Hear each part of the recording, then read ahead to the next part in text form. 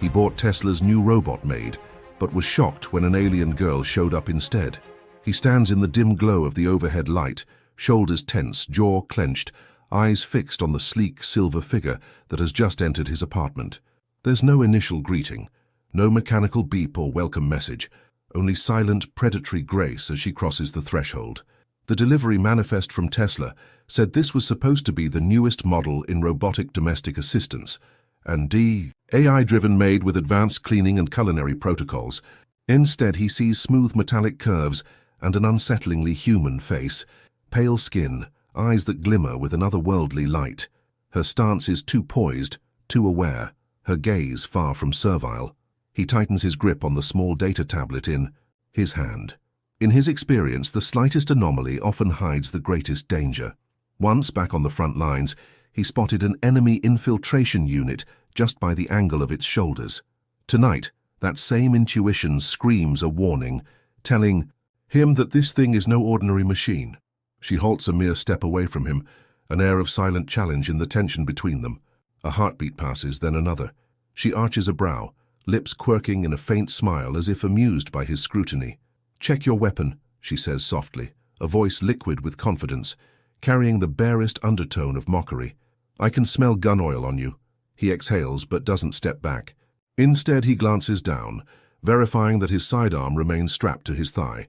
He lifts his gaze back to her, a slow, deliberate movement. She's not quite human. He sees it in the depth of her eyes, the impossible reflection dancing across her irises. This isn't a mere AI, it's something else entirely, a being cloaked in advanced synthetic plating, or perhaps that's just her skin.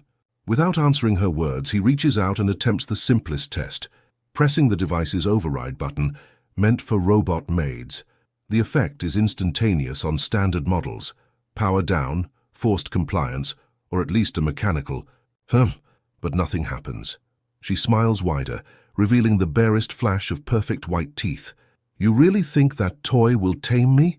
Her tone is equal parts invitation and threat. For a moment he says nothing, letting tension coil in the silence. His name is Darian, though no one has spoken it in months.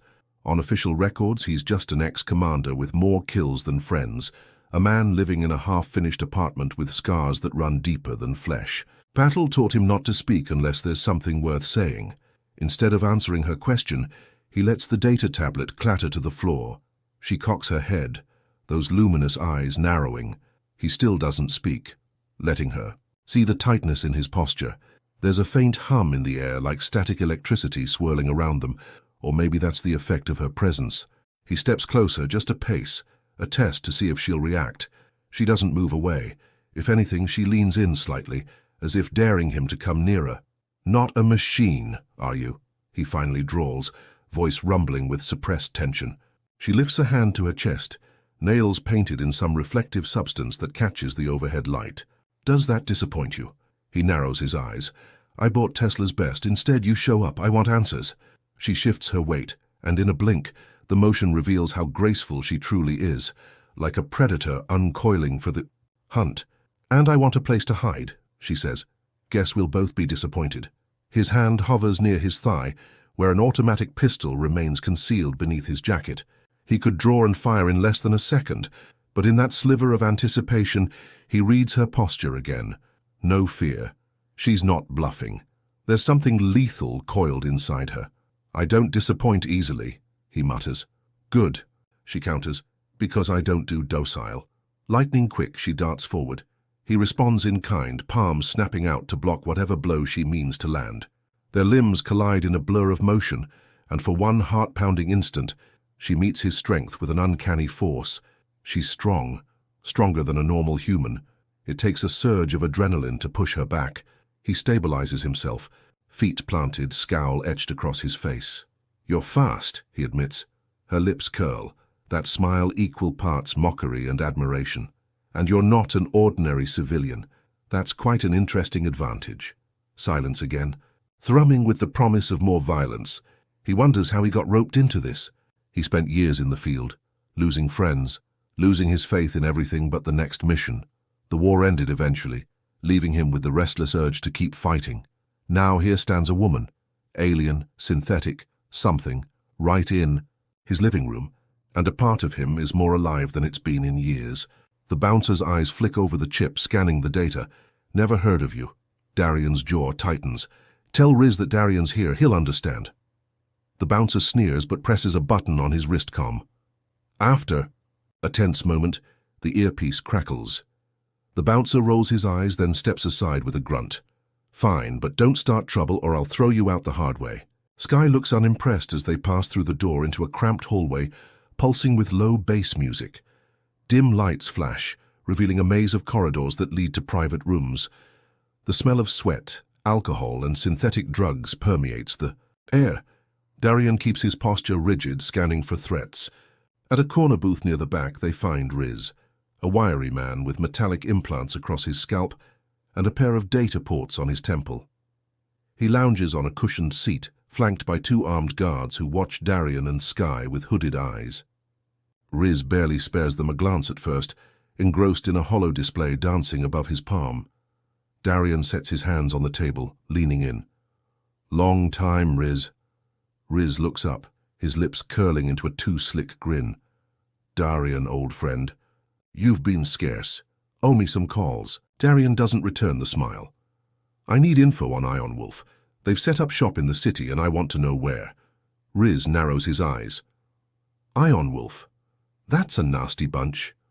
Why poke that nest? Sky steps forward, her voice low and dangerous. Because they're poking mine and I don't like it. Riz's gaze sweeps over her, lingering on her unusual plating. An exotic friend, I see. Ion Wolf does like exotics. Darian's tone turns cold. Information. Now. Riz leans back, drumming his fingers on the table. I might have a lead, but it'll cost you. Ion Wolf is not a trifling matter. They have ears everywhere. Darian digs into a pocket, producing another cred chip, a larger sum. He sets it on the table. Talk. Riz eyes the chip, sliding it across the surface to check its authenticity. They've been operating out of a warehouse district near the old shipping docks. Word is they're moving contraband, possibly off-planet shipments. Some new merchandise. Came in recently. High value, hush-hush. If you're looking to hit them, that's the place. Sky's eyes glitter. They're smuggling off-planet?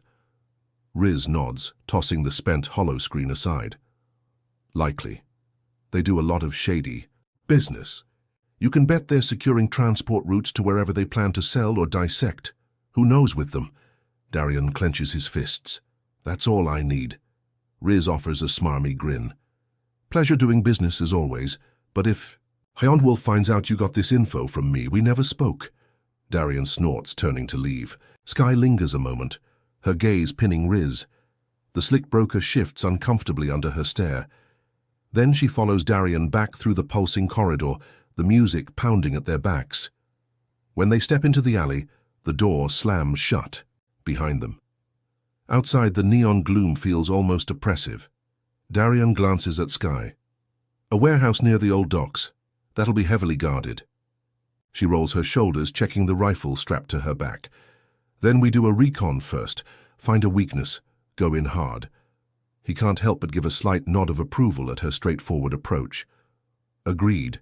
We'll scope it out. Tonight. They return to the hovercycle. As they speed away, Darian can't shake the sensation that everything is escalating too quickly. Ion Wolf is a formidable enemy with resources beyond anything he's faced since his military days. But he also knows that if he hesitates, Sky's life and his own could be forfeit.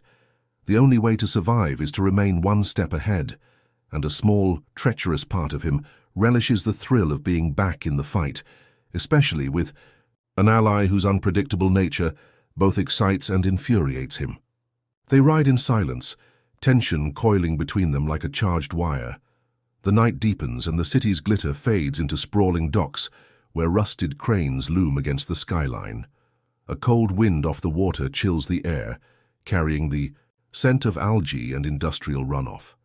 Darian finds a deserted spot atop a decaying warehouse, accessible by a half-collapsed fire escape. They clamber up, ignoring the groan of metal beneath their feet, and settle on the rooftop. From there, they can see the lights of Ion Wolf's alleged base in the distance. A cluster of warehouses, ringed by a chain-link fence topped with barbed wire. Armed guards patrol the perimeter, their flashlights sweeping the area. An occasional truck passes through loaded with crates. Security cameras dot the rooftops. A perfect fortress, or close enough. Skye squints, her eyes narrowing with an inhuman focus. I see at least a dozen guards outside, plus more inside, automated turrets on the corners disguised as floodlights. Darian nods, scanning the layout through a pair of binoculars. Looks tight. But see that gap between the buildings? Could be a blind spot if we approach from the water. She follows his line of sight. You used to do infiltration, didn't you? He lowers the binoculars, arching an eyebrow. You deduce that. From my scars? She almost smiles. Your scars, your demeanor, the way you handle gear. You're definitely more than just a soldier. A specialist, maybe? He doesn't confirm or deny. Instead, he shifts his focus back to the compound. We'll approach by boat, slip through that blind spot. We'll need to sabotage those turrets first, or they'll cut us down the moment. We're in range. Skye runs her fingers along the edge of the rooftop, studying the distance.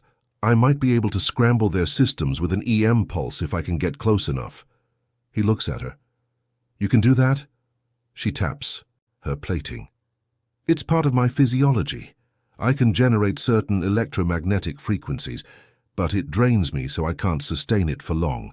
If we time it right, though, we'll have a window to slip in. He exhales, considering the plan. All right, we get a small boat, approach from the docks under cover of darkness, you jam their turrets, and we infiltrate. Then we find Ion Wolf's command station, destroy their operation, and get out. She meets his gaze. Sounds suicidal. He gives a lopsided grin. I've done worse. She chuckles. Let's do it then. They stay on the rooftop a while longer, refining their plan and noting guard rotations. The wind whips around them, and from time to time, they huddle, closer to review vantage points. In the hush of the city night, Darian can't ignore how every brush of her arm, every quiet exchange, feels like another spark to the powder keg of attraction building between them. He tries to keep it in check, there's too much at stake. Eventually, they descend the fire escape and circle back to their hover cycle. He scours the area until he finds a half-submerged dinghy tethered to a crumbling pier, presumably left behind by some vagrant or fisherman. It sputters to life after a few tries, the small engine coughing up water and smoke. But it'll do for their infiltration. They bide their time, waiting until the sky is pitch black. Then, with minimal lights and careful maneuvering, they steer the dinghy toward the Ion Wolf compound. The water slaps against the hull, a quiet rhythm that sets Darian's nerves on edge. Skye stands at the bow, scanning the shoreline with her glowing eyes, poised and ready. When they're within a few hundred meters, Darian kills the engine, letting the current carry them closer. He glances at Skye. You good? She nods, voice subdued. I'll trigger the pulse as soon as we're at the blind spot. You'd better move fast, he grips his weapon. Ready. They glide into the shadow of a rusting cargo ship anchored near the dock. From this vantage point, the Ion Wolf warehouse is just a stone's throw away. If that stone were propelled by stealth and desperation, Skye closes her eyes, focusing. He sees the faint glow intensify around her collar and arms. There's a humming vibration in the air, as though reality itself is trembling around her. She exhales, and a crackling arc of energy bursts from her, rippling out over the water toward the compound.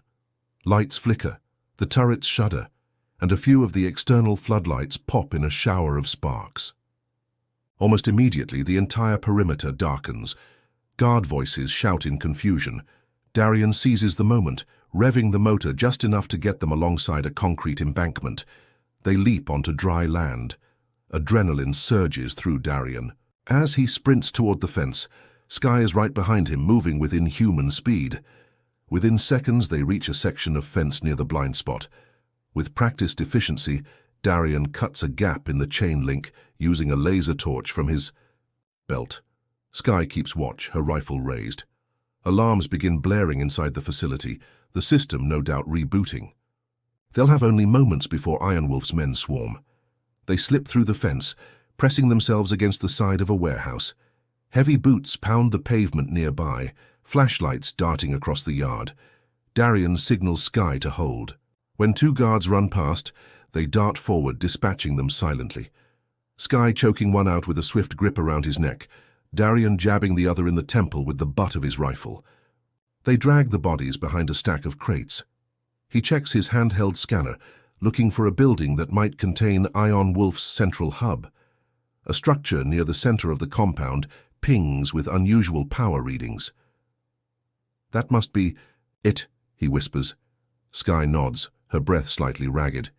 The EM pulse drained her, he can tell, but there's still fire in her eyes. They advance, weaving through shadowy alleys between crates. The faint glow of emergency lights reveals more. Guards fanning out. A pair of them nearly catch sight of Skye, but she ducks behind a column, waiting for the perfect moment to strike. He admires her poise, graceful and fierce. Then, with a burst of speed, she lunges, landing a lethal strike to one guard's throat and blasting the other with a silent energy discharge from her palms. He collapses in a heap. Darian stands back to back with her, scanning for further threats. Alarms wail, and more lights flicker back online. They're running out of time. "Let's go," he hisses. They sprint toward the central building. Ion Wolf agents converge from multiple directions, but the pair fights with brutal efficiency. Gunshots echo as Darian picks off a guard, while Skye knocks another back with a shockwave that crackles around her hands. In the chaos, they pry open the steel door to the building, slipping inside before the reinforcements can converge. Within is a cavernous space filled with stacks of crates, vehicles, and large equipment. A catwalk lines the walls overhead.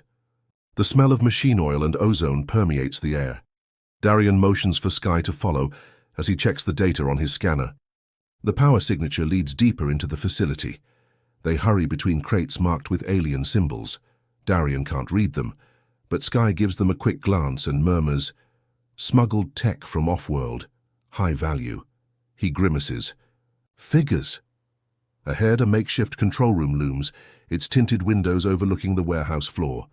Several Ion Wolf operatives cluster inside, barking orders as they scramble to fix the power and security systems. Darian signals for silence.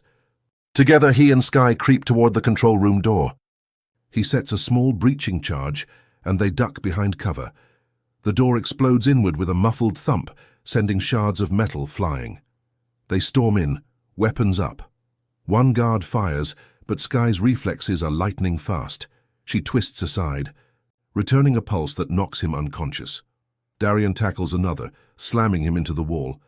He pins the guard's arm, pressing his gun beneath the man's chin. "Where's your commander?" The guard spits, refusing to answer. Skye's eyes flare. She stalks closer, pressing a hand to the guard's chest. A faint hum indicates a jolt of energy. He screams in pain. "Talk!" she hisses. "Sub-level!" he gasps, voice trembling. "The labs, they're there. Please, stop!" Darian cuffs him to a pipe, then glances at Skye, who's breathing hard, rage flickering in her eyes. He can see the fervor of battle in her, and it ignites a mirror reaction in him. Blood pounds in his ears, but he forces himself to stay calm. "We go down then," he says. They find a stairwell leading below ground. Cautiously, they descend, the walls narrowing into a tunnel lit by flickering fluorescent lights. Distant machinery hums. At the end of the corridor, a set of reinforced doors stands closed. Skye steps forward, pressing her palm to the panel. Tendrils of light spark across her arm, and the door's lock clicks. She pushes it open. Inside, the sublevel resembles a laboratory. Sterile metal tables, sealed containment units, and an array of devices that look painfully alien. Strange fluids bubble in clear tubes, and the air is cold, almost frigid. At the far end of the room stands a tall woman with short platinum hair, clad in a crisp black uniform. Her eyes are cold as they flick between Darian and Skye. "So, this is the stowaway," the woman says, her voice carrying an icy authority. "And the ex-commander who's meddling where he shouldn't." She nods to the half-dozen heavily armed guards arrayed in the corners. "Kill them." The guards open fire. Darian dives behind a table, returning shots with lethal precision. Skye deflects a few rounds, the plating on her arms crackling with energy. She sends a surge of electromagnetic force across the room, shorting out some of the guards' weapons. Pandemonium ensues. Darian seizes the moment, rolling out from cover to land a perfect headshot on one operative. Another tries to flank Skye, but she whirls, striking with enough force to dent the guard's armor. The woman in black snarls, retreating to a console at the back. She slams a button, and overhead lights begin to strobe, sirens blare. More guards flood in through side doors, pinning them down in a crossfire. Darian and Skye fight back, but the odds are overwhelming. In a desperate move, Skye unleashes another EM pulse, but she's exhausted, and the effect is weaker this time. It momentarily disrupts the guard's systems, giving Darian an opening. He tosses a flash grenade, forcing them to scatter. They press deeper into the lab, cornering the woman. She spins around, a small pistol in her hand. "You can't stop Iron Wolf," she spits. "We have unlimited resources, unlimited reach." Darian steps closer, rifle trained on her. "The only reach you have now is surrender or die." Her lips curl. "What do you really want, ex-commander? Protect your alien toy?" "She's just another asset to be sold." Skye snarls, a low, dangerous sound. "I'm no one's asset." In one fluid motion, the woman raises her pistol, but Skye is faster, lunging forward and grasping the woman's wrist, discharging. Enough energy to make her drop the gun. The woman cries out, collapsing to her knees, fury in her eyes. "You'll regret this," she hisses. "Iron Wolf will hunt you to the ends of the universe." Darian slams a fist into the console behind. Her sparks flying. "Not if we tear down this cell. Where are the rest of your operations?" She laughs bitterly. "You think I'd tell you?" But her bravado fades when Skye's palm crackles with renewed energy. "No, no more pulses," she pleads. Darian's face is cold. "Talk or she'll break every circuit in your augmented body." Breathing heavily, the woman rattles off coordinates for other Iron Wolf strongholds, each one deeper in corporate territory. Skye locks the data into a nearby console, recording everything. When the final location is given, the woman slumps in defeat, hatred etched into her features. They move swiftly through the sublevel, setting explosives on the key machinery. Darian had the foresight to bring demolition charges. Iron Wolf can't rebuild easily if everything here is destroyed. He sets the timers, and they rush back upstairs, leaving behind the unconscious guards. Outside, the compound is in chaos. Spotlights flicker, alarms wail, and Iron Wolf agents scramble in confusion. Skye and Darian slip through the darkness, weaving past shipping crates. They reach the fence, reusing the hole they cut to escape. The boat is where they left it, bobbing gently against the concrete. They leap in, fire up the sputtering engine, and roar away from the dock. Behind them, an eruption of flame and debris lights up the night sky as the charges detonate, sending a shockwave that ripples across the water. They ride the waves, adrenaline pumping. Skye stares back at the burning compound, her chest heaving. Darian grips the makeshift wheel, knuckles white. They've crippled Iron Wolf's local operation, at least for now, but the coordinates they gained confirm there's a bigger network. This is only the beginning. When they finally reach a safe distance, he cuts the engine, letting them drift. For a long moment, neither speaks. The only sound, the crackling, remains of the explosion in the distance. The night sky stretches above them, stars half hidden by the city's neon glare. Skye turns to him, her eyes still aflame with the rush of battle. "We did it." He nods, breathing hard. "Yeah, we did." There's a shared moment of triumph, a fierce energy crackling between them, something forged in the crucible of conflict. Their gazes lock, and the tension that's been simmering threatens to boil over. For a split second, Darian wonders if he should say something, but words fail him. Instead, he just grips the edge of the boat, adrenaline still pounding in his veins. Skye's expression shifts, as though a war rages behind her eyes. Then she moves closer, the gentle rocking of the boat bringing her within inches of him. The wind tugs at her silver hair, and her plating glows faintly with residual energy. He senses her hesitation. She's been pushing him, testing him, but this is different. She's just as battle-weary as he is, and in this raw moment, the only thing that feels real is the electricity between them. Her voice drops, barely audible. above the lapping waves. "You almost got yourself killed back there." He exhales. "That's what I do best." She lets out a shaky breath, and he thinks he sees concern flicker in her gaze. Without warning, she closes the final gap, pressing her lips to his in a fierce, desperate kiss. It's no gentle embrace, it's all sharp edges and hunger, as if they're still caught in a life-or-death struggle. His instincts flare, and for a heartbeat he almost pulls back. Then he finds himself returning the kiss with equal fervor. His free hand tangles in her hair, the other gripping her waist, pulling her closer. There's a metallic taste on her. Lips mixed with something alien and intoxicating. The boat rocks as they shift, lost in the urgency of the moment. There's nothing soft about this, no whispered confessions, just a clash of wills translating into physical need. He feels her nails dig into his shoulders, the plating on her forearms grazing his skin. It's unlike any kiss he's experienced, charged with a raw intensity that steals his breath. When they finally break apart, they're both gasping, eyes locked. She looks at him with a mixture of defiance and vulnerability he's never seen before. "Don't think this changes anything," she says, her voice trembling slightly. He nods, still dizzy from the heat of the kiss. "No illusions. We're still in deep." She glances away, jaw tight. "Iron Wolf won't stop. We've only pissed them off." He swallows hard, forcing his focus back. "Then we keep hitting them, until they have no choice but to back down." He places a hand on her cheek, gentler this time. Together. Her eyes soften for a flicker of a second, then she snatches his wrist, pulling it away. "Don't. Get soft on me, soldier. We have a war to fight." He almost smiles. "Right, no softness here." She exhales, stepping back to the other end of the boat, regaining her composure.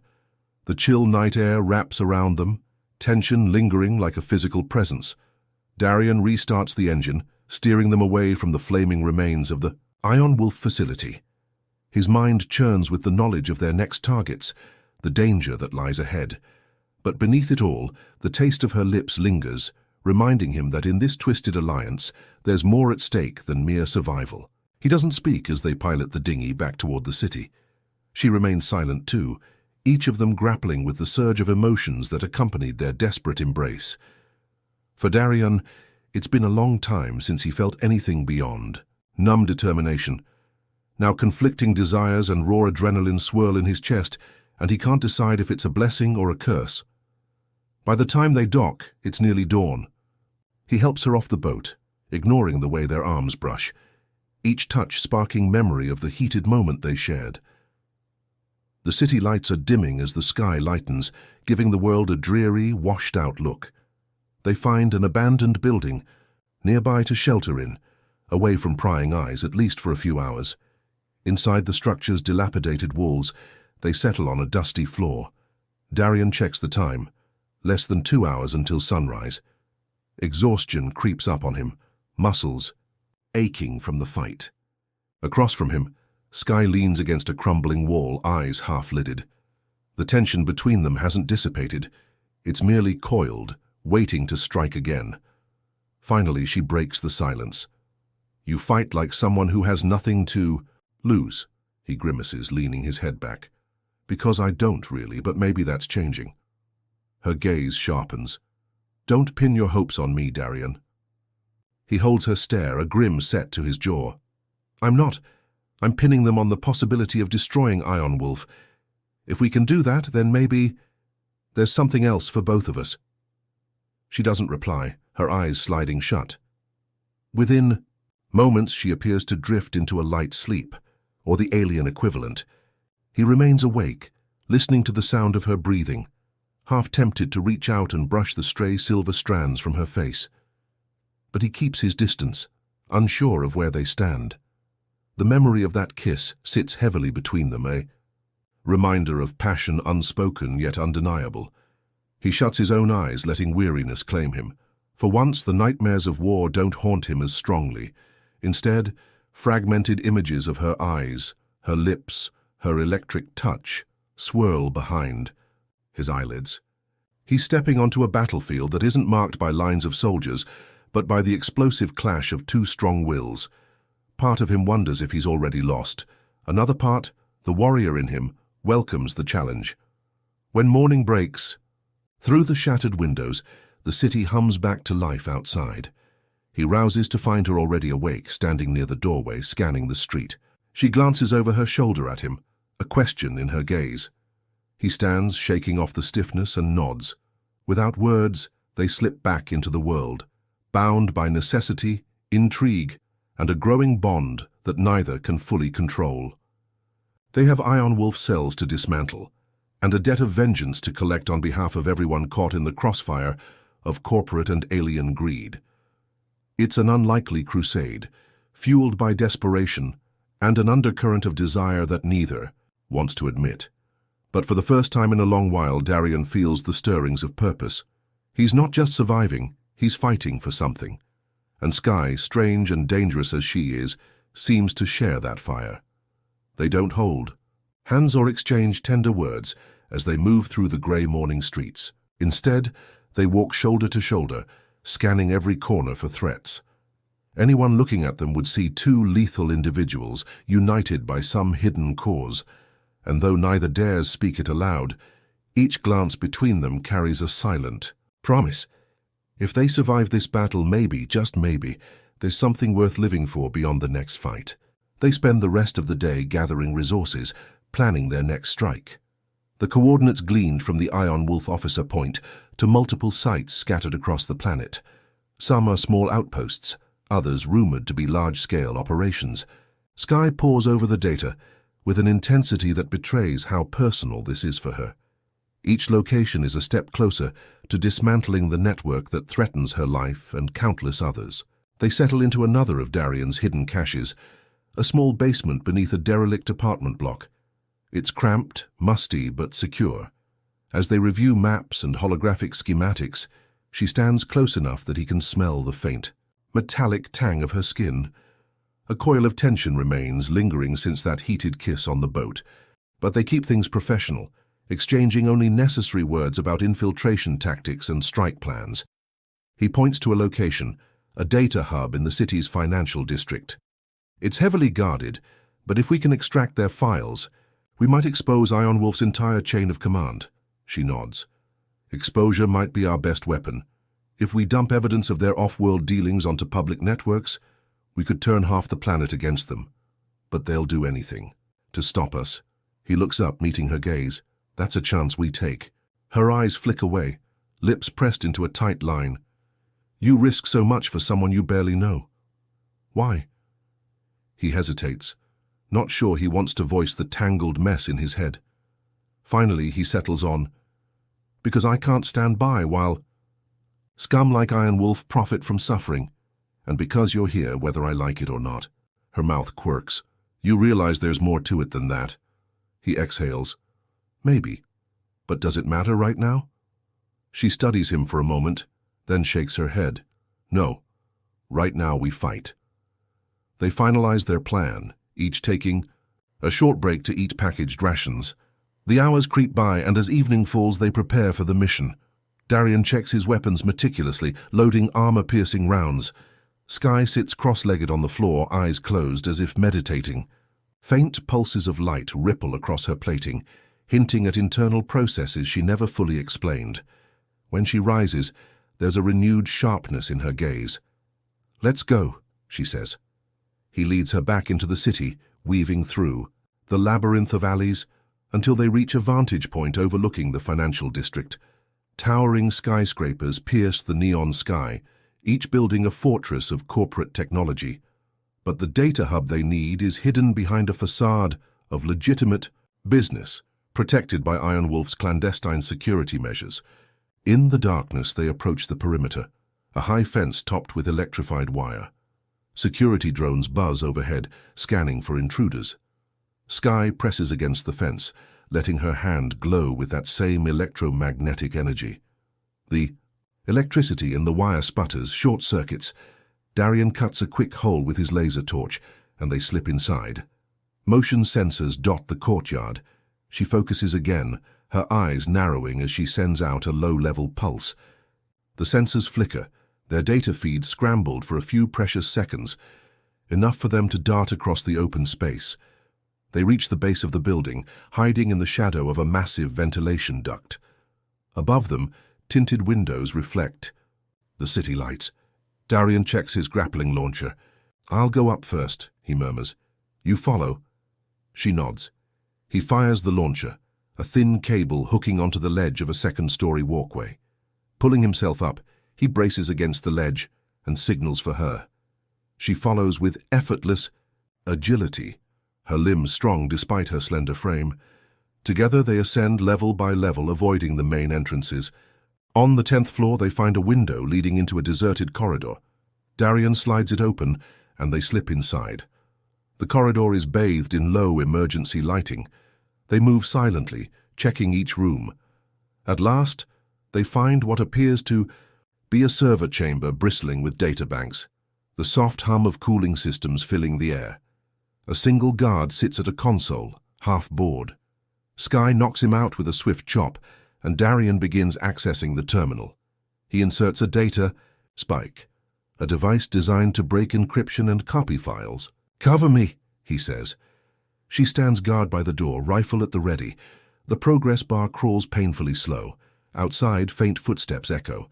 Skye tenses, glancing back at him. "Hurry." The screen flickers, indicating partial corruption. Of the files. Darian curses under his breath. "System's got a failsafe. We need more time." "We don't have time," she growls as footsteps draw closer. He grits his teeth. "Keep them off me." Suddenly, the door bursts open. Ion Wolf operatives flood in, guns blazing.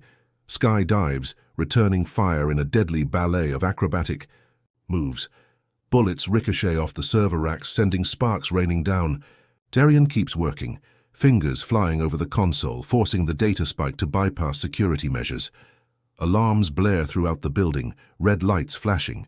Sweat drips down his temple as he races against the clock. Skye's savage.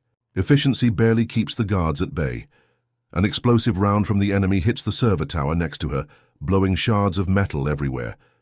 She staggers, sparks dancing over her plating. A hiss of pain escapes her lips, but she doesn't retreat. "Darian!" she shouts over the din. "Almost there!" he yells back. The data spike beeps, indicating a successful transfer. Relief surges through him, but it's short-lived as the console suddenly locks up. "We got it, move!" They retreat, fighting through the corridor as more guards swarm. Skye unleashes a crackling wave of energy that fries several foes at once, but the strain is evident in her grimace. Darian uses the butt of his rifle to knock another operative aside. They sprint for the window they entered, weaving past corners and ducking through hailstorms of bullets. Just as they reach the window, an Ion Wolf sniper steps out, rifle aimed. Skye leaps forward, pushing Darian aside. The sniper fires, the shot grazing her shoulder.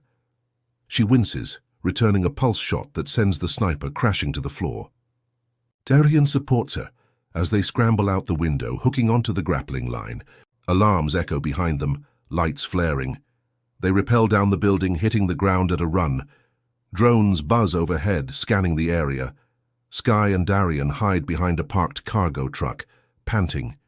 He checks the data spike, verifying the files.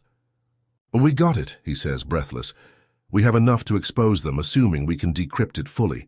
She nods, pressing a hand to her wounded shoulder. "We'll do it. Let's just get out of here." They slip through the fence the same way they came in, hearts hammering, bodies aching.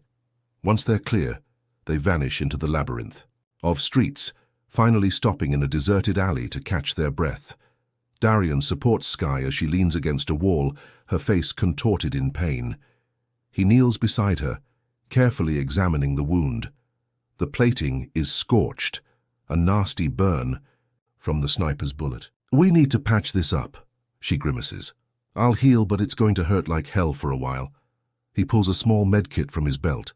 "Let me at least clean it." Gently, he applies a disinfectant spray and a dermal patch. She hisses in pain but doesn't pull away. Once done, he meets her gaze. "That should hold until your whatever you do fixes it." She offers a weak half smile. "Thank you."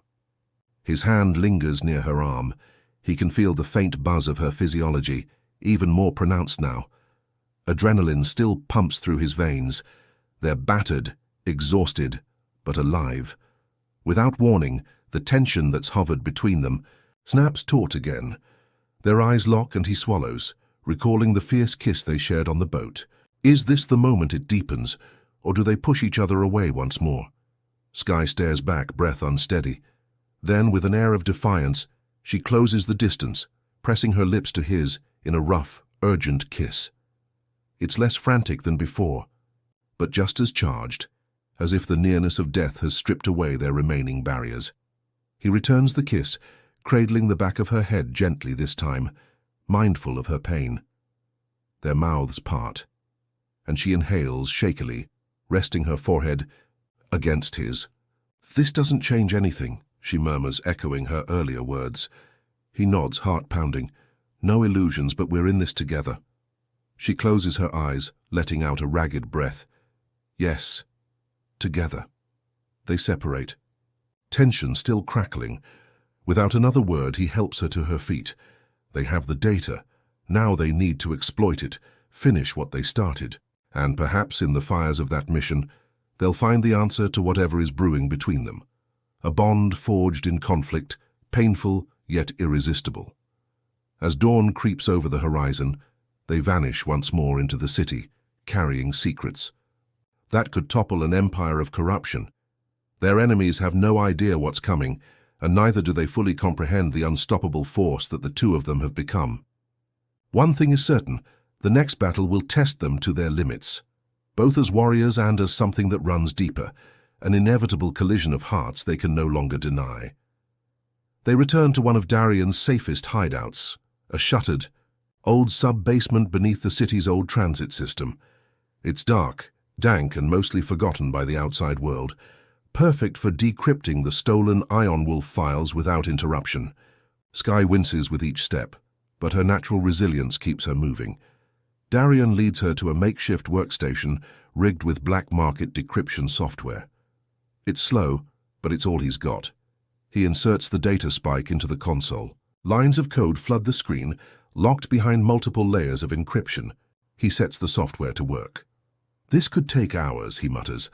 Skye settles beside him, letting out a sigh. "I'll manage. We've survived worse." He glances at her shoulder. The burn looks better already, the plating knitting, itself in a faint shimmer of silver. "You heal fast," he observes. She nods. "Perk of my biology." "Not invincible, though." He's silent for a beat. "Thank you for saving me back there, taking that sniper's shot." A flicker of something crosses her face. Vulnerability, maybe. "I had to." "You're no good to me dead," she says. But the edge in her voice is softer. He almost smiles, turning back to the screen. The decryption crawls along. Hours tick by in tense silence, punctuated only by the distant rumble of trains, long out of service. Finally, the software emits a chime, indicating partial success. Darian leans forward, scanning the deciphered text. Names, accounts, shipping manifests, and horrifying references to assets, people, alien species, advanced technology, Ion Wolves, spoils of war. Skye's expression hardens as they uncover more data. This is monstrous. They're trafficking entire families of off-worlders, selling them as lab subjects or weapons, and there are records of corporate buyers on Earth, some under Tesla's umbrella, others under different conglomerates. This goes so deep. Darian clenches his fists, rage simmering. "If we release this publicly, it'll shake the foundations of every major corporation involved." She nods. "But Ion Wolf won't just stand by. They'll come for us with everything they have." He stands pacing in the cramped space.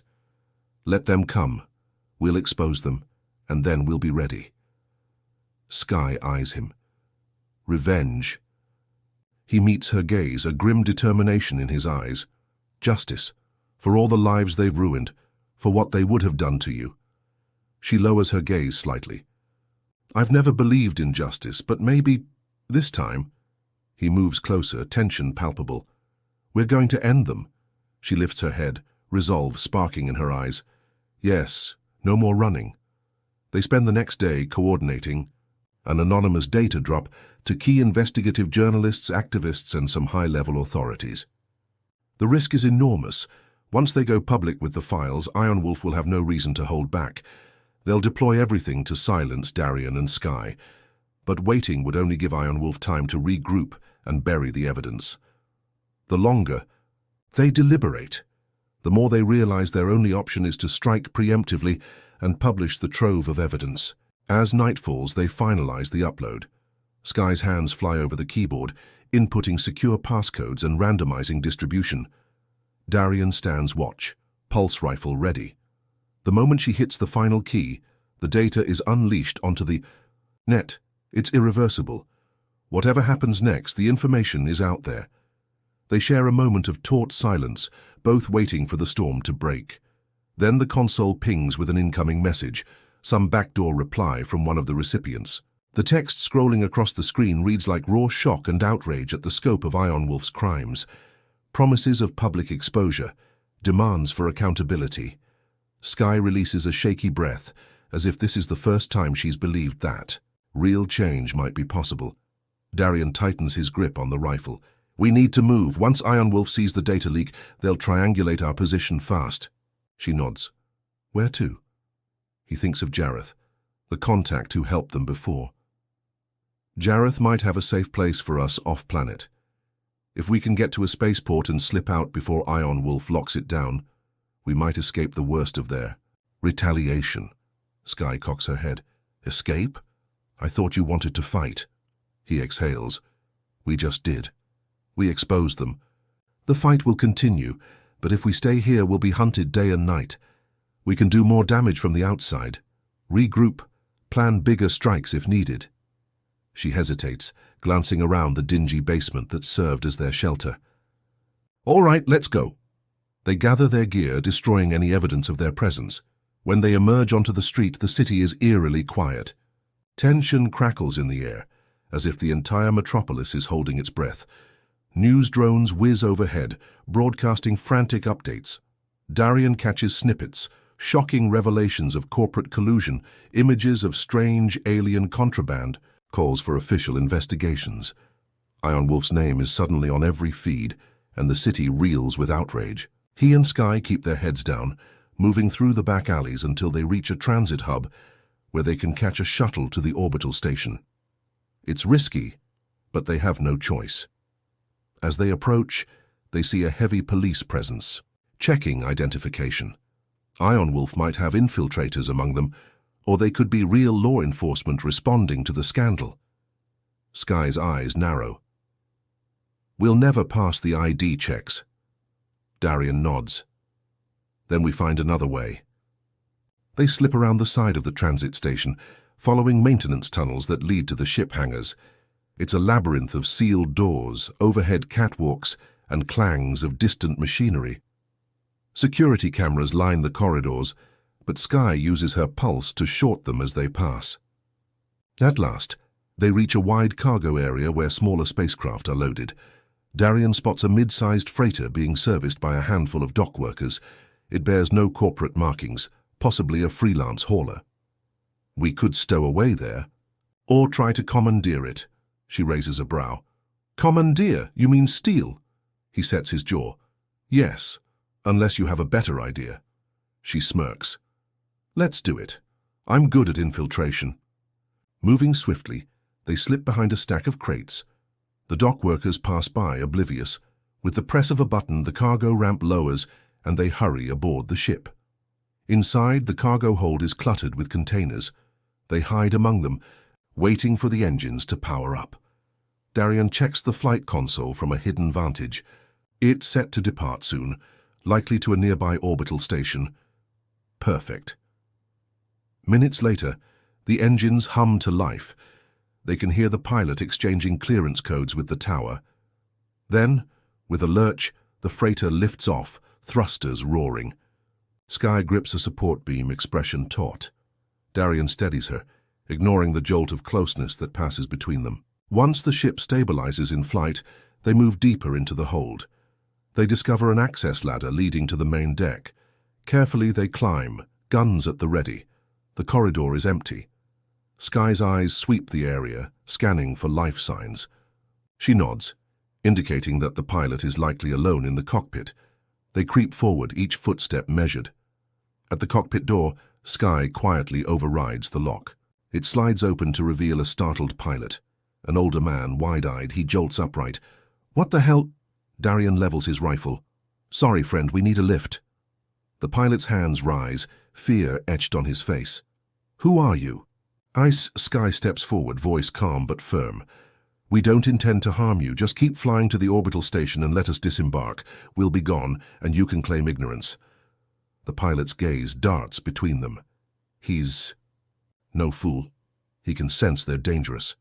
"I've got a contract. If I deviate from my route, then don't deviate," Darian interrupts. "Stick to your flight plan. We'll leave once we dock. You can carry on as if nothing happened." Reluctantly, the pilot nods. "Fine. Just don't kill me." Darian lowers the rifle slightly. "We won't, as long as you keep your mouth shut." They retreat into a corner of the cockpit. The pilot swallows hard, returning his attention to the controls, occasionally casting fearful glances their way. Through the viewport, Earth's horizon curves below, the atmosphere giving way to star-flecked darkness. The sense of escape is tangible but laced with tension. Sky exhales, leaning against a bulkhead, exhaustion evident in her posture. Darian moves closer, voice low. "We're almost out. Once we hit the station, we find a way to meet Jareth, then vanish off-planet." "If we can." She nods, gaze distant. "I never thought I'd leave Earth like this. Then again, I never planned to arrive here in the first place." He hesitates, lifting a hand to gently brush a strand of silver hair from her face. She stiffens at first, then relaxes, her eyes closing momentarily. No words pass between them, but the gesture speaks volumes. They've come a long way in a short time, strangers turned allies, forced into a crucible of danger and raw attraction. Neither knows what awaits them beyond this planet. The pilot announces a final approach to the orbital station.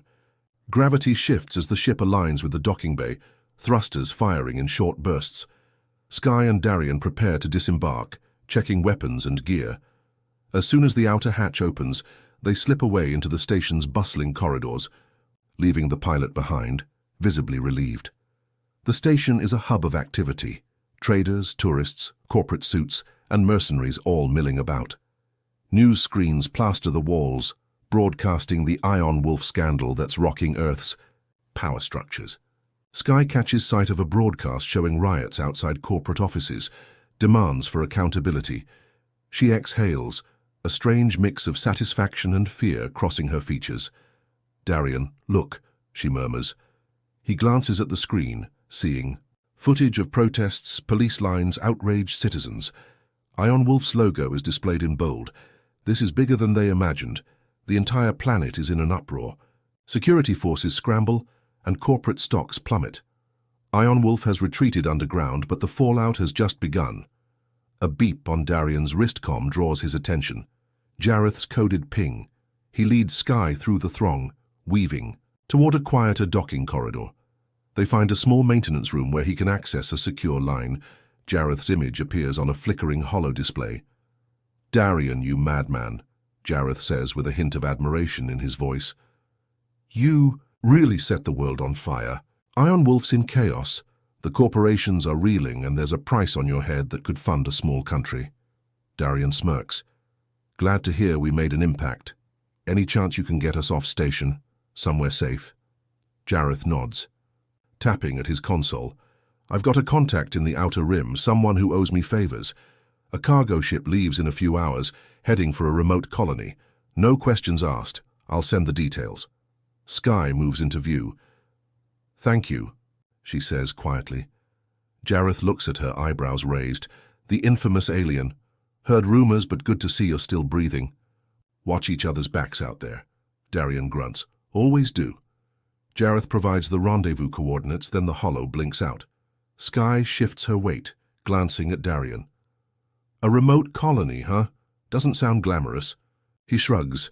"We don't need glamour, we need time. Ion Wolf will never stop hunting you or me. But if we're beyond their immediate reach, we can regroup. Maybe bring the fight to them if they surface again." She nods slowly, a flicker of relief in her expression. "Then let's go, before they catch up." They slip back into the Corridors heading for the designated docking bay. Each step carries a sense of finality. They're leaving Earth, severing ties with the chaos they unleashed. People around them rush about, oblivious or too busy with their own affairs to notice. The dangerous pair among them. Reaching the bay, they find the cargo vessel in question. A gruff woman with cybernetic implants eyes them suspiciously as they approach. "You Jareth's people?" Darian nods. "Yeah, we've got clearance to board." She glances at her datapad, then back at them. "Fine.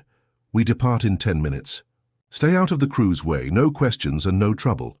She points them toward the cargo hold. They climb aboard, finding a cramped corner to stow their gear. The ship thrums with life, engines powering up for the long haul. Sky exhales, leaning against a bulkhead. Darian stands across from her, arms folded. The tension between them is different now, less about immediate survival, more about the uncertain future. She meets his gaze. "I never thanked you for everything. You had no reason to help me." He shakes his head. "I had every reason. Iron Wolf needed taking down, and you were the key. Besides," he trails off, not sure how to voice the deeper reasons, like the spark that's been growing between them. She catches the unspoken words in his eyes. "Darian," she says softly, stepping closer. Her arm grazes his. "We're heading into unknown territory. I'm not used to this." He sets a hand lightly on her waist, feeling the warmth beneath. Her plating. "Me neither, but we'll figure it out." A faint smile touches her lips. She moves in closer, resting her forehead against his chest. The gesture is surprisingly vulnerable. He wraps an arm around her, letting the moment hold them both in something akin to solace. No words, just the slow realization that in each other they found a piece of themselves they didn't know they needed. The engine's rumble intensifies, and the ship lurches as it departs the station. They remain in that small cargo alcove, cocooned in the muted roar, half embracing, half bracing for what lies ahead. So many questions remain unanswered about Sky's origins, Iron Wolf's remaining strongholds, the potential for more battles. But for now they're alive, free from immediate pursuit, and facing the future side by side. She lifts her head, eyes meeting his. There's a flicker of uncertainty there, tempered by resolve. "No more running, right?" He brushes a strand of hair from her face, nodding. "No more running. If Iron Wolf resurfaces, we'll strike again, together." Her lips curl in that familiar, dangerous smile. Together. As the cargo ship breaks away from Earth's orbit, the swirling blue planet fades in the distance. Iron Wolf's shadow still looms over the galaxy, but they've dealt it a crippling blow. This chapter of the fight is over, and a new one begins among the stars. Their bond, forged in conflict and sealed with raw, unyielding passion, stands as both shield and spark, a testament to the power they wield if they stand as one. And so they vanish into the cosmos, leaving behind the ashes of Iron Wolf's earthly empire. No loose ends, no cliffhangers. They carry the scars of their battle, the promise of inevitable attraction that burns between them. Whatever challenges wait on the frontier, they will face them head-on, locked in a dance of power, conflict, and a love that feels all the more real for having been tested in the fires of war. He steps away from her and retrieves the data tablet from the floor, flicking through the shipping details. The invoice reads, Tesla Maid, Model X2 Series. Payment cleared last week. No mention of a stowaway or an imposter. He glances at the contact lines for Tesla's emergency support, but he doesn't even consider calling them. He knows better than to involve corporate watchers or government eyes. His entire career taught him that once you catch a glimpse of something bigger, you keep it to yourself or end up on the wrong side of a black site interrogation room. "Why are you here?" he demands. Her expression cools. "Because I needed a way in. Tesla shipments come and go, no questions asked. They're the perfect cover." He wonders if that's all. The confidence in her stance says she's not. Some runaway. She's something more dangerous.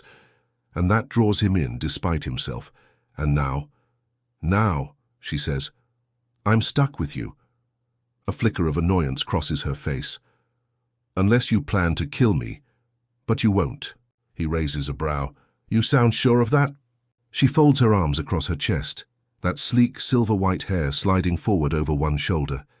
There's a faint glow beneath her collar, like energy pulses mapping her throat.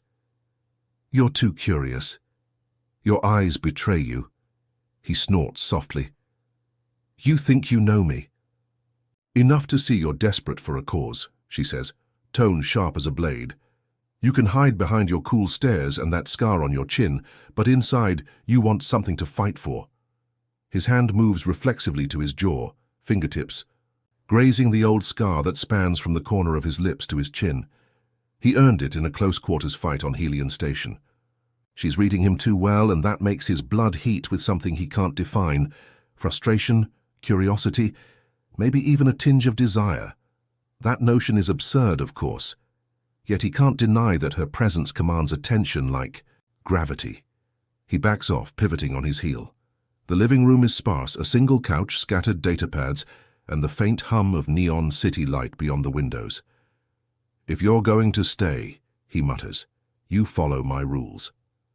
She laughs, a low sound that vibrates against the quiet. Do I look like I follow rules?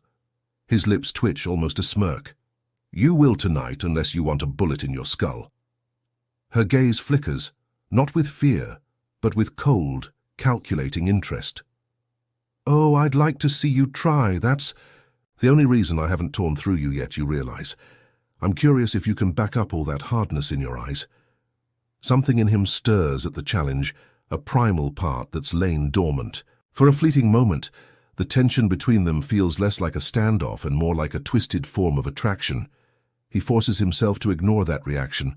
There's a job to do. Figure out who this alien is, why she's here, and how to keep them both alive in the event that powerful entities come knocking. Turning away from her, he heads to a hidden panel in the wall. Punching in a code, he opens a locked compartment filled with advanced scanning devices. He removes a handheld scanner, one that can read everything from heart rates to synthetic polymer levels in androids. Without a word, he points it at her. She remains still, a challenge in her gaze. His finger hovers over the activation switch. I want to see what you really are. She neither flinches nor attempts to stop him. The device whirs to life, projecting a bright blue beam over her torso. On the small screen, lines of data spool out.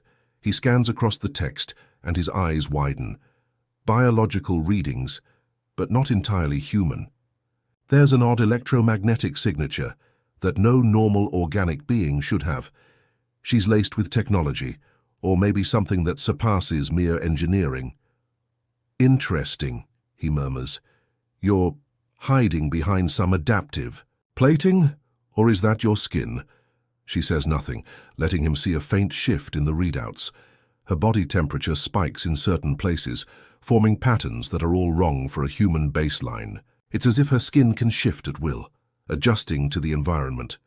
He glances up, half expecting her to lunge, but she merely stands there, letting him do his analysis. Something in her expression says, enjoy the show while you can. He shuts, the scanner off, stepping back. The air between them is thick enough to taste. Part of him wants to continue this confrontation until it explodes into either violence or something else entirely. But discipline wins out. He sets the scanner aside and crosses his arms. You need a place to hide, you said. Why? Who's after? You? She studies him for a moment before replying. Call them hunters, call them trackers. They work for an organization that wants what I am. Your planet is riddled with conspiracies and corporate overlords, correct? Well, some of them have reached far beyond your solar system, forging deals with other species. I got caught in the crossfire. He stares, letting the weight of that settle. He's seen enough classified briefings to know that the official stance on alien contact is a labyrinth of half-truths. Hearing her speak so casually about it only confirms what his gut has always suspected. Earth's major powers have been dabbling in off-world alliances and hush-hush deals for years. She exhales softly, the faintest shimmer passing through her hair. I needed a way out. Tesla shipments. Run all over the planet, no one bats an eye. Especially not if the cargo is sealed as a new unit. So I slipped onto the loading lines. The rest is chance that I ended up here, Lucky me. He scoffs at the idea. Lucky? I doubt you'll call it that once you see the scars on my life. She lifts a shoulder in a dismissive shrug. I've seen plenty worse. Then a pause, her voice taking on a note of challenge again. What will you do with me, soldier? He'd never told her he was a soldier, but she must have deduced it from his stance, or the scars, or the subtle calluses on his knuckles. She's perceptive, perhaps too perceptive for his comfort. I'll decide in the morning, he says, at last. For now you stay put. Try anything and I'll put you down. She doesn't seem troubled by the threat, only smirks. I'll be sure to tuck myself in nicely. His gaze lingers for a moment on her lithe form, the alluring cut of that sleek plating that clings to her figure. It's an image that would make most men lose focus. He's no stranger to desire, but he's also well versed in snuffing out any distraction on the battlefield. Silently, he curses the pang of heat that flares in his gut. This is not the time or place. Turning on his heel, he gestures down the hallway. Guest room is that way. I'll be watching you. As she passes, by him he picks up the faintest trace of an exotic scent, something cool and metallic, yet with a hint of floral spice that's undeniably enticing. He sets his jaw, forcing his mind back into a state of cold readiness. By the time she disappears down the corridor, he can already feel the adrenaline in his veins tapering off, replaced by a slow burn of curiosity. He kills the main light, letting the neon glow of the city sweep across the room.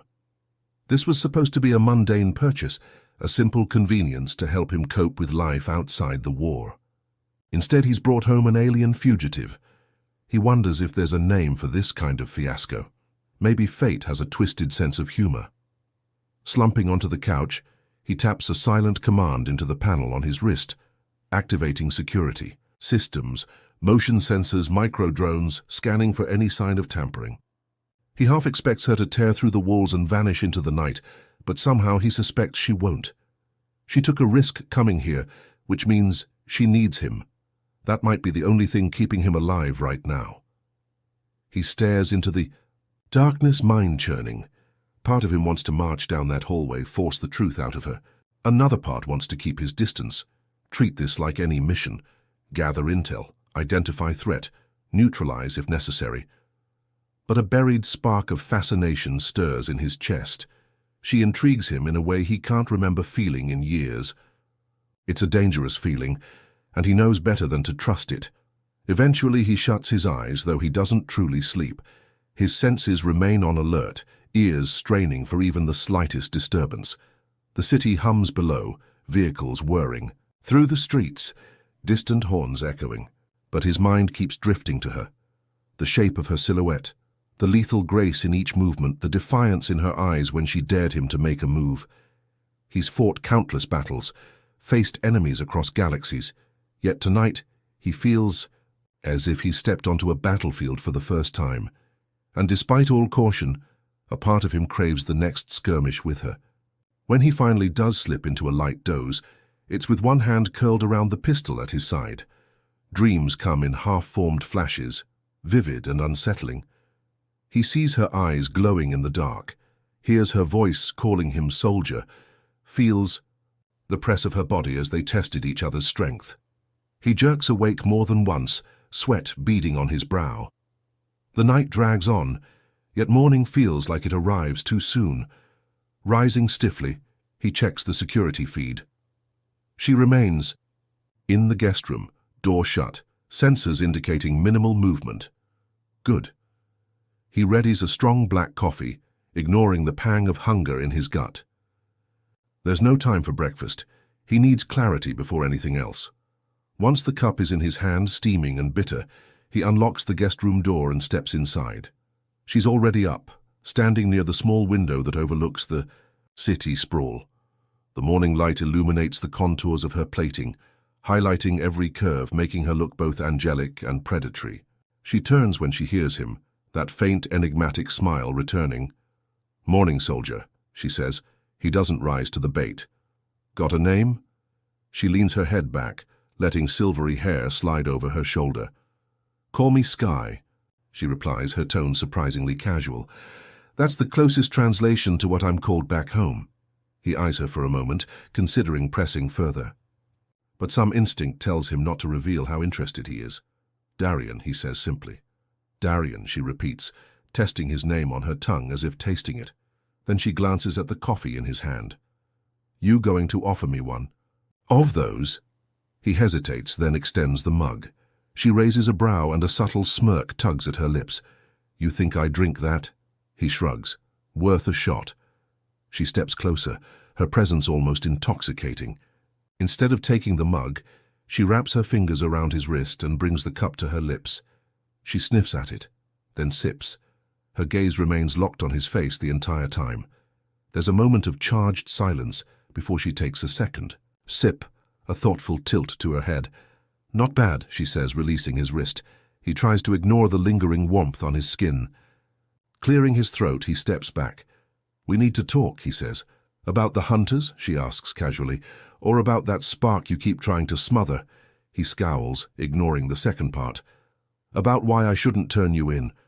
Skye sets the mug down on a small side table, her expression turning serious. Because if you do, you'll not only have my blood on your hands, but you'll draw the attention of some very powerful entities. And you, Darian, don't strike me as someone who wants more enemies. Ever consider I might just kill you outright? He counters. She laughs, and it's not a mocking sound this time, it's almost genuine amusement. You could try, but we both know you won't, and not just because you want answers, or because you're halfway curious. It's because part of you knows I might be your best shot at something bigger, something worth fighting for. His jaw ticks, but he can't deny there's a grain of truth in her words. He's been drifting, searching for a purpose ever, since the war ended. Stop trying to psychoanalyze me, he growls. She shrugs. Your choice. But we have a problem. The trackers who nearly caught me last time won't stop just because I slipped away once. They'll trace the shipping. Route, find your name, your location. They're persistent. He runs a hand through his short, dark hair, tension coiling in his shoulders. What do they want from you? She hesitates, then exhales. Power, technology, genetic secrets. Take your pick. My people have unique traits. Some consider us valuable commodities. Let's just say the fact that I can appear robotic is one of those traits. He frowns, thinking of her shimmering skin. So you can mimic machines. More like I can mimic certain inorganic structures, she corrects. But yes, it keeps me hidden, usually. Another silence falls between them, charged with more than just the danger. She stands there so self-assured, as if daring him to challenge her at every turn. And despite himself, he feels the pull, that gravitational force that's as much about her mystery as her physical appeal. It's an unwelcome distraction, but also the only thing that's kept him from tossing her out. Finally, he exhales. All right, you stay for now, but you follow my rules. I want full cooperation. You let me see what we're up against. You answer my questions, and you do nothing behind my back. She tilts her head, considering. Deal, but know this, I'm no one's prisoner. We're equals, or this won't work. He eyes her. Fine. But if you betray me, I'll find a way to kill you. Likewise, she says, a playful spark in her gaze, and somehow they share a near smile, each recognizing the treacherous terrain they stand on. A twisted sense of respect crackles in the space between them. He knows this is a partnership born of necessity, not trust, but there's an undercurrent he can't deny, something that goes beyond mutual survival. It's adrenaline, intrigue, maybe even the first spark of attraction. He steps away, gesturing for her to follow. We need a plan. She falls into step behind him, and as they move through the cramped hallway, he can almost feel the heat radiating from her. It's an unusual warmth, not purely biological. Her presence sets the air humming. He leads her to a back room, his makeshift command center, where multiple screens line the walls showing data feeds, secure communications, and planetary traffic routes. Let's see who might be coming after you, he says, tapping on one of the consoles. Skye hovers behind him, close enough that he can smell that strange, alluring scent again. He forces himself not to react, focusing on pulling up the Tesla transport logs. Ships, drones, tracked cargo containers. He hunts for anything that stands out as unusual. Within minutes, he finds a suspicious cluster of unauthorized data pings near the warehouse where her shipment was stored. They aren't official Tesla transmissions. They have the hallmark of corporate espionage or worse. He points to the screen. Looks like you've got watchers. They accessed the logs around the time your container was loaded. She leans in, reading the feed. They'll know where I landed, so we have hours at best. He nods. Then we need to move. Pausing, he considers the next step. I have a friend, a former Intel operative. He can get us off-grid for a bit. She arches a brow, the neon glow from the screen playing over her features. Us? He sets his jaw. Yeah, if you think I'm letting you out of my sight, you're dumber than I thought. She laughs under her breath. And here I thought you'd lock me in a closet and run. No, you're my problem now. He flicks off the screen, turning to face her. There's an electric tension in the air as they stand chest to chest. Her eyes glitter with challenge. He doesn't move back. No time to waste. Pack what you need, or do you carry everything on you? She taps a finger against her sleek plating. I'm my own best weapon. He exhales. Figures. Then, forcing himself not to dwell on the subtle draw he feels toward her, he presses a code into his wrist panel. I'll grab my gear. Meet me by the back exit in 2 minutes. She smirks, stepping past him. Don't keep me waiting. Soldier. He clenches his teeth, ignoring the surge of heat that coils in his abdomen. There's no place for desire in a situation as volatile as this. Still, he can't deny the rush, the promise of danger, the primal thrill of standing toe-to-toe with someone who tests every boundary. Shaking his head, he moves to the armory hidden behind a false wall panel and starts gathering weapons. A modified pulse rifle, a compact sidearm, extra clips. He has no idea what the trackers might bring, but he's not about to be caught off guard. Less than 2 minutes later, he meets her by the door. She stands in the shadows, the faint glow of the city accentuating the sharp angles of her face. Ready? She asks, voice low. He nods. Stay close. I know a route that keeps us off the main grid. She doesn't object, following him. Out into the corridor and down several flights of stairs to a subterranean parking level. The industrial lights flicker overhead, casting everything in a harsh, pale glow. He leads her to a battered hovercycle. She raises an eyebrow at the scratched chassis and the scorch marks along the side. Classy, she murmurs. He swings a leg over, powers it up. The engine hums to life with a throaty purr. Get on and hold tight. The drive might be rough. Skye slips behind him, her arms circling his waist, her body pressed against his back. He fights the spike of awareness that shoots through him at the contact. Without waiting further, he revs the engine and speeds out into the night. Neon lights from overhead billboards slice through the darkness. City traffic is congested above, but down here in the lower lanes, it's mostly service vehicles and drones. He weaves between them, pushing the hovercycle faster than is strictly legal. As they ride, the wind whips around them, carrying the acrid scent of exhaust and industrial runoff. He can almost pretend this is just another night, him racing through the underbelly of a city that never sleeps. But her arms around him remind him that everything has changed. He's no longer alone, and the future is uncertain in ways he can't fully predict. Even so, the rush in his veins tells him he might have found something worth risking it all for, if he can survive the coming storm. He merges onto a side route that cuts beneath an abandoned sector. The glow of the city starts to fade, replaced by flickering lights and echoing emptiness. He slows the bike, scanning for any signs of pursuit. It's quiet here, too quiet.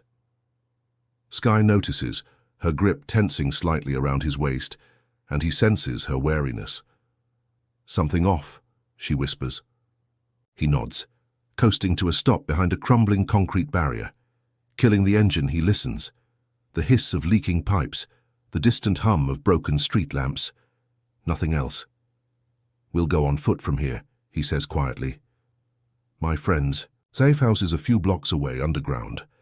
We'll keep to the shadows. She slides off the bike, scanning the area with those uncanny eyes. He suspects she can see in multiple spectrums, though she hasn't confirmed it. He leads the way, pulse rifle slung across his back. They move in tandem, creeping through the derelict sector, stepping over puddles of oily water that reflect the dim overhead lights. Every so often he glances back to make sure she's with him. She moves silently, a predatory grace that keeps her footsteps almost inaudible. Finally, they reach a rusted metal door set into a reinforced concrete wall. He enters a code on a dented keypad, and the door slides open with a painful screech. The corridor beyond is barely lit, lined with old conduits that crackle with occasional sparks. He leads her deeper, past a heavy security door into what appears to be an abandoned storage facility.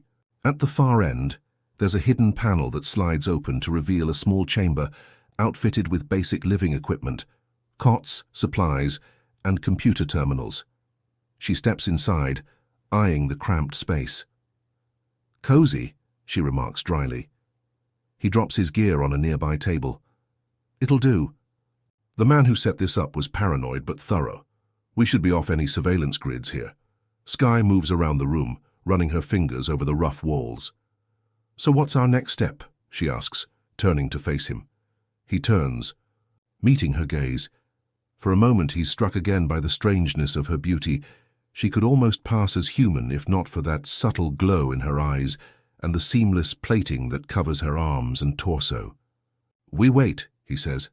"I'll reach out to a contact, someone who can trace those trackers back to their source. With luck, we can stay one step ahead." She nods, crossing her arms. "But luck rarely lasts, does it?" He gives a bitter half-smile. "No, it doesn't." The tension between them simmers again, potent and undeniable. He can't remember the last time he shared this tighter space with someone so obviously dangerous and alluring. He forces himself to focus on the immediate threat, yet the longer they stand there, the more his pulse quickens and he wonders how long they can skirt the growing attraction that crackles between them like static before it ignites. He lays the pulse rifle on the table and begins a routine check, removing the power cell to ensure it's fully charged, scanning the barrel for any irregularities. Her presence presses in on him like a silent challenge. He can almost feel her, gaze trailing over his shoulders, measuring his every move. His breath feels heavier, but he keeps working, forcing calm into his motions. Once the rifle is reassembled, he sets it aside and pops the magazine from his sidearm, verifying every round is loaded correctly. Skye paces the room, clearly restless. She spares a quick glance at the single cot in the corner, then shifts her attention back to him. "Not exactly five-star accommodations." He scoffs, sliding the magazine back into place with a metallic click. "You want fancy sheets? Maybe. Next time don't stow away on a Tesla shipment." She stops pacing, turning to face him full on. There's that smirk on her lips again, the one that sets his nerves on edge and sends heat curling low in his stomach. "I'm not complaining," she says. "I'm just noticing how cramped it is. Makes me wonder how two people can coexist here without issues."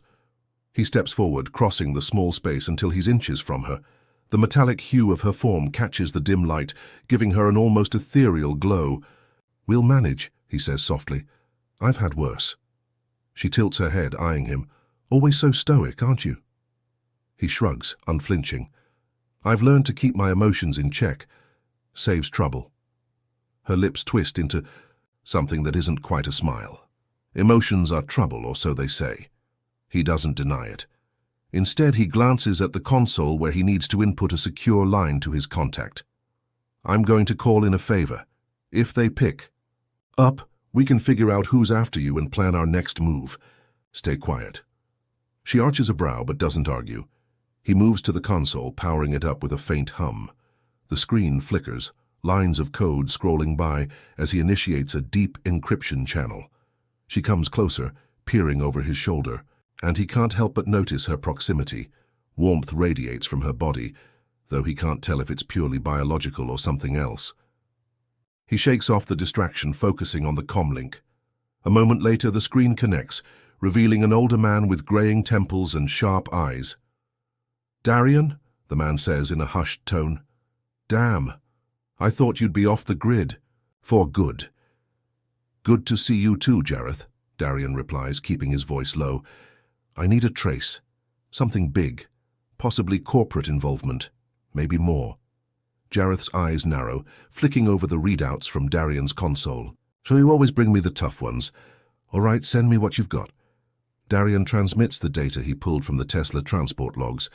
Access logs, suspicious pings near the loading bay. I need to know who's behind them.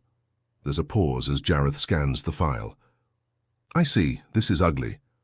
I'll run it through a few back channels, see what surfaces. But you should lay low, old friend.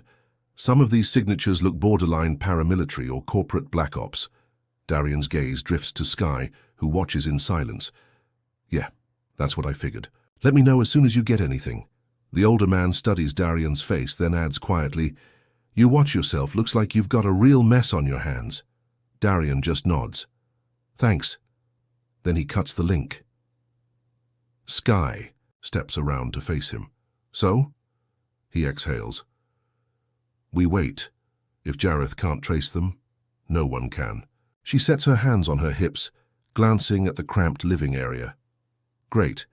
And how long does that usually take? He lifts a shoulder. Hours, maybe a day. Depends on how deep these guys are buried. A tense silence settles between them. Finally, she moves toward the corner, studying the single cot. She runs a hand over the worn blanket, then meets his gaze. So am I sleeping and you're standing guard? Or do we take shifts? He looks away, not wanting her to see the flicker of heat that crosses his expression. We'll figure it out. I'm used to sleeping with one eye open anyway. She almost laughs. A real gentleman offering a lady the bed, though I suppose it doesn't matter, does it? Neither of us trusts the other enough to truly sleep. He doesn't respond. Instead, he sinks onto a metal stool by the console. She's right. Trust is scarce, and they've only begun this forced partnership. A long minute passes where neither speaks. The air is thick with unresolved tension, the memory of their earlier skirmish and the undercurrent of attraction humming just below the surface. Eventually she says, I'll rest, if you don't mind. It might be the last chance I get for a while. Then she settles on the cot, lying back in a manner that's almost casual, as if testing him. Her metallic sheen body armor glints in the overhead light, and he can't help but notice the way each curve catches the glow. It's maddeningly distracting. He forces himself to face the console again, running diagnostics on the minimal security system that the safe house provides. With each silent minute, he becomes more aware of her presence, of her breathing, of the faint electric hum he swears emanates from her. Eventually, he senses her drifting off, her posture relaxing, eyes shutting. He wonders if she truly sleeps, or merely enters some alien rest state. Hours pass. He monitors local scanners, checks city chatter for any signs of infiltration teams or suspicious activity.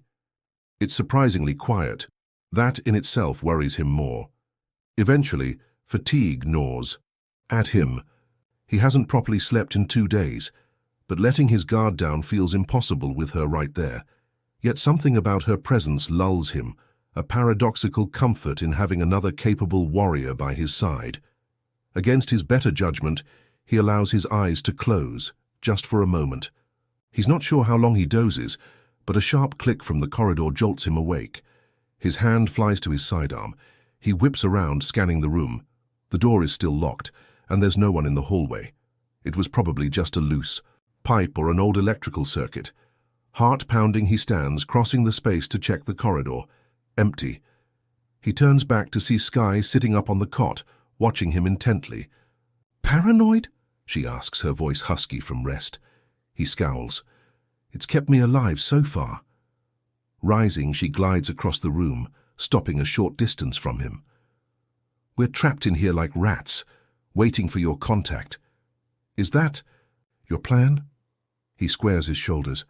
We hide until we know what we're dealing with. After that, we make a move. She moves even closer, and he can practically feel the pulse of her presence. You keep saying we. Am I supposed to be flattered or concerned that you see me as an asset? He holds his ground, though every nerve in his body is on high alert. Both, maybe. You're dangerous, but you're also on the run. Doesn't take a genius to figure out we need each other. Her lips curl into a small, knowing smile. That's the closest to a compliment I've gotten from you. He doesn't respond, not trusting himself to speak. There's a tension, building in this moment, something primal and unsettling. They're alone, cornered by circumstance, and their mutual suspicion is laced with undeniable chemistry. It's as if every breath sets off sparks between them. "Are you afraid of me, Darian?" she whispers, stepping close enough that he can see the faint luminescent patterns along her collarbone. He sets his jaw.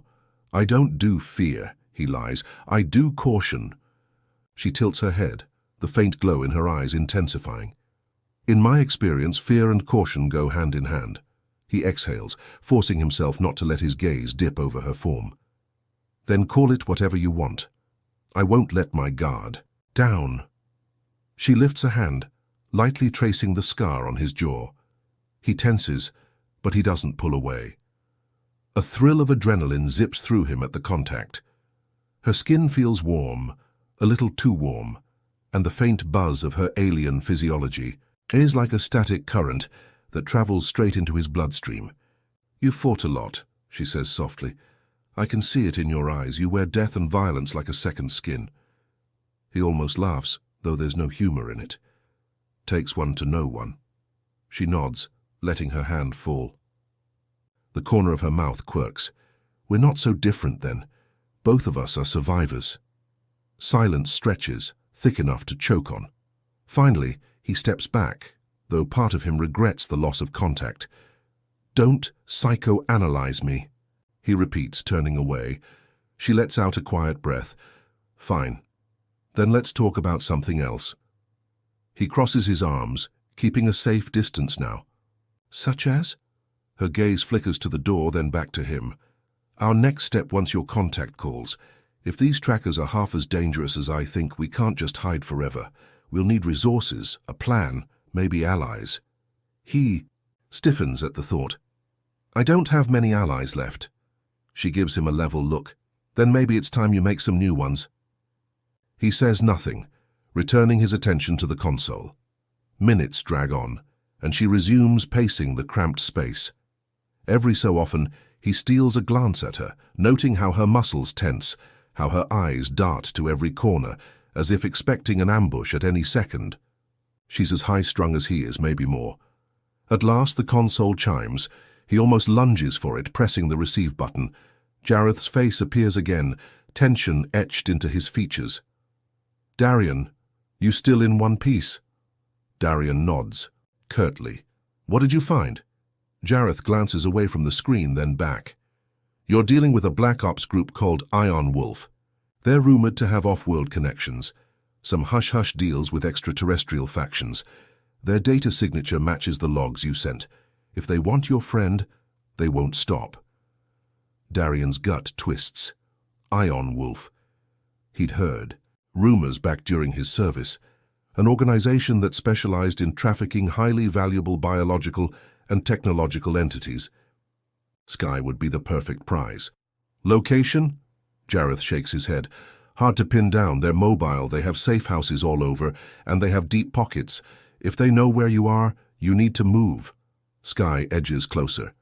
"Did you learn what they intend to do with me?" Jareth's gaze shifts, though he can't see her fully from this angle.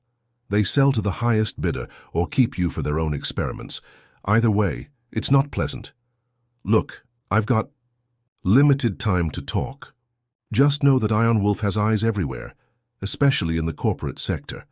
Don't trust anyone from the mainstream companies, Tesla included. Darian's teeth grind, so Tesla might be compromised, or at least infiltrated. That explains how Ion Wolf managed to slip Sky's shipment onto his order." "All right," he says. "Thanks, Jareth." "Watch your back," Jareth warns, then disconnects. The screen goes dark. Darian turns to Sky, finding her expression grim. "Ion Wolf," she says, as if tasting the name. "I've heard," whispers, "mercenaries, traffickers, I barely escaped them once." He nods. "Then we need a plan, fast." She takes a step closer, crossing her arms in a gesture of defiance. "What's your suggestion, soldier? Hide out forever?" He gives a mirthless laugh. "No. We cut them off at the source. We find their local operations, hit them before they hit us." Her eyebrows lift. "You want to go on the offensive?" He steps forward, meeting her gaze. "That's how I've always dealt with threats. Don't wait. Don't hide. Strike first. If we run, they'll keep chasing. If we take out enough of them, they'll think twice." She exhales a sharp breath. You're either very brave or suicidal. He almost smiles. Those lines blur in my experience. She seems to consider that, her eyes flicking over him. All right, Darian, I'm in, but let's be clear, I'm not your subordinate. We do this together or not at all. He nods, feeling a strange jolt of respect and something else. Deal. But if we do this, we need to prepare. Iron Wolf won't go down easy. Her lips curve in a deadly smile. Good. I've been itching for a fight. He gestures to the meager supplies. We'll need heavier firepower, intel on their local stronghold, maybe some infiltration gear. I know a few black market dealers who owe me favors. Then let's collect, she says, stepping toward the door. Time to see how well you handle real danger. Don't you worry about me, he mutters, following her out of the safe house. A current of adrenaline surges through him, mingled with the undeniable awareness of her at his side. Every glance, every brush of movement stirs that electric tension between them. He's caught in a whirlwind of conflict, political intrigue, and now a potent undercurrent of attraction that he can't fully ignore. Yet there's no time for introspection. The clock is ticking, and Iron Wolf won't rest. The only way forward is through. They emerge into the abandoned sector's corridors. Once more, a thin haze of smog hangs in the air, illuminated by flickering neon signs from distant commercial blocks. He leads her to the battered hovercycle again, scanning the area for potential threats before they mount up. As they accelerate into the city's underbelly, he feels Sky's arms wrap around him. That same thrilling rush as her body presses close. His mind reels with the dangers ahead, but an unmistakable pulse of excitement thrums through him at every turn. They're on the run, forced allies in a war neither of them can afford to lose. And despite all rational sense, he can't deny that a part of him craves the clash, both physical and emotional, with the alien woman who challenges him at every step. As the hovercycle speeds through dimly lit tunnels, he can't help but wonder where this alliance will lead them, and he suspects that before it's over, they'll either destroy each other or ignite a bond as fierce and unstoppable as the war that's about to unfold. They reach the outskirts of the city, where fluorescent lights give way to darkened streets. Few patrol drones venture here, which suits them perfectly. He parks in a crumbling lot behind what used to be a manufacturing facility. The huge structure looms like a steel skeleton, all broken windows and rusting metal. He kills the engine, dismounts and motions for Sky to follow. She steps off, eyes flicking around, scanning for threats. He leads her around the side of the building to a recessed doorway, half buried by debris. A keypad stands to the side, cracked and flickering. He keys in a code, and after a moment's sputter, the door slides open with a squeal. Inside is a chamber lit by a single overhead lamp that buzzes as if it might fail at any second. He steps forward, pressing a hidden switch behind a support column.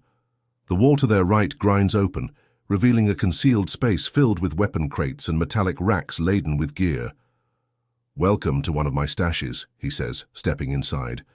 "I've been collecting and upgrading stuff for years, ever since I left the service."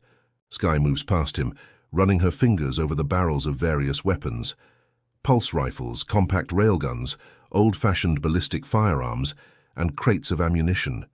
She seems impressed. "You've been busy." He shrugs, grabbing a sleek, black rifle from the wall. "In my line of work, you learn to be prepared for the worst." He tosses the rifle to her. She catches it neatly, testing its weight and balance. "That's a Harbinger XR. Good for short to mid-range combat. Adjustable energy output."